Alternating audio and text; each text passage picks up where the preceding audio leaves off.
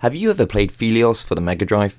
I've never heard of this game until I saw some footage of it online, and afterwards instantly went out and tried to get a copy of it. The game is a vertical shooter, but different than the normal sci-fi settings, loosely based on Greek mythology. The player controls Apollo in his quest to save Artemis from the evil big bad Typhon.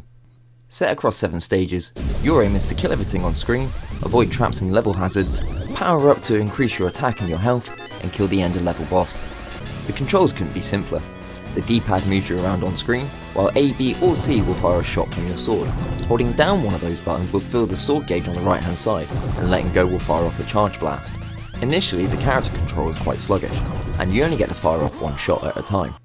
But at the start of each level, there's items that allow you to increase your speed and get options which follow you around on screen and fire off extra shots.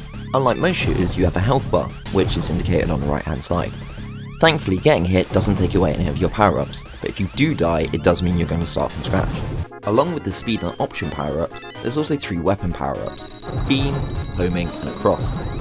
You'll only find them in the respective levels that they drop in, and each of the drops are always in the same place. It doesn't randomise which ones you're going to get. If you happen to miss the weapon power-up on the stage that it drops in, then good luck trying to complete it. It's pretty much designed to have for that area of the game. There's a varied selection of enemies in the game, each reflective of the stage they're on. Most will go down with a few shots, but every single one will go down with a fully charged shot. Along with enemies, there's also stage hazards to take care of. Like most things, a fully charged shot will take them out, and it's highly recommended to do so. Things like the spiked balls in the later levels are an utter pain if they explode. Each level ends with a boss fight, and most of them are pretty easy to kill compared to the actual level themselves. As long as you've got a fully powered up charged shot and a few extra options, you shouldn't have any issues with any of them. They each have a unique pattern or strategy, but once figured out, it doesn't take very much time to kill them. The last boss is probably the most difficult, and rightfully so, but with an extra little bit of patience, it doesn't take that much extra time. Graphically, the game doesn't look too bad for an early Mega Drive release. Originally, this game was released in the arcades, and so this version has had to have its graphics redrawn or even scaled down. The first few levels do look rather impressive, with a wide range of colours and detailed backgrounds. But later on in the second half of each levels, when you enter the dungeons, they all kind of look the same, only with a different colour scheme throughout them. Thankfully though, the enemies do stand out on them, and so do their shots, which mean you don't really get a lot of cheap deaths or hits on your end. The cheap hits and deaths come from the levels themselves. You can't always tell what you can and can't fly through, so a lot of the time you accidentally fly into what you think is not a wall and then instantly die. Also, your hitbox is rather large. This results in quite a lot of extra hits that you don't really intend to get. A lot of the time it looks like a bullet's going to pass straight through you, but instead you take that extra hit.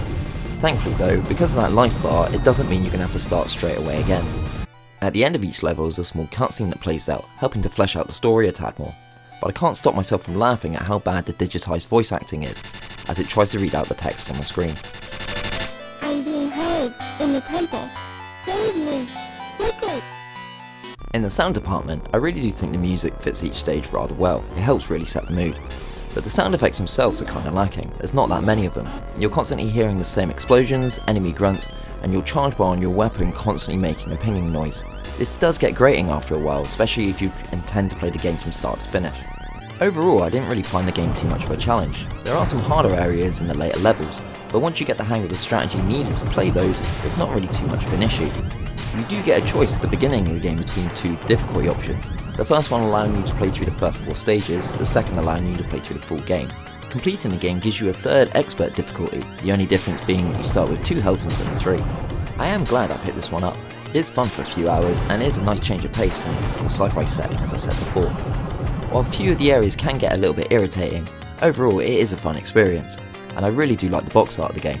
While there are much better shooters on the Mega Drive, if you find this one for cheap, I wouldn't pass it up, if only just to have the box on your shelf.